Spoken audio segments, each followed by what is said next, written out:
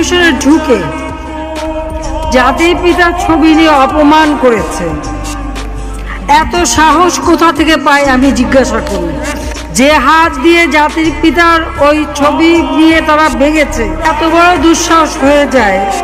হ্যাঁ, আমি প্রধানমন্ত্রী এসে আমারটা যা করুক, ওটা আমি কিছু মনে করি না, কিন্তু যিনি আমাদের জাতির পিতা, যে আইন আছে, সেখানে হাত দেবে এত সাহস কোত্থেকে পেল?